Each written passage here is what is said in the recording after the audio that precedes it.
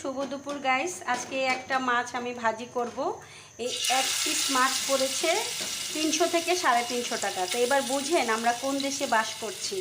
একটা মাছ এনেছি 2500 টাকা দিয়ে, এখানে টুকরা হয়েছে ধরেন 10 পিস আর মাথা ল্যাচ মিলিয়ে 12 পিস। তো হিসাব করেন যে একটা মাছে কত টাকা পড়েছে। তো আমি 300 350 ধরেছি, হিসাব করলে বের হয়ে যাবে।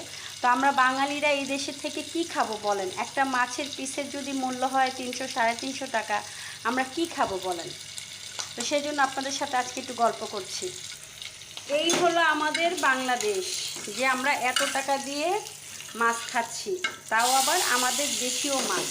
তো সেই জন্য আজকে আপনাদের সাথে গল্প না করে পারলাম না, জুম্মার দিনে এই গল্পটা করলাম গাইস। কিছু পেঁয়াজ দিয়ে দিচ্ছি। ভালো থাকবেন, শুভ দুপুর।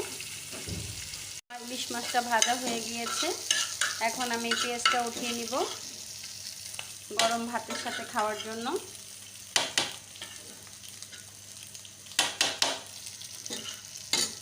তো আমি মাছটা উঠিয়ে নিচ্ছি গাইস, এই যে গরম ভাতের সাথে দিয়ে দিচ্ছি। আমার মাছ ভাজাটা হয়ে গিয়েছে। আজকে ছেলে মাছ ভাজা দিয়ে ভাত খাবে, আর কিছু দিয়ে খাবে না।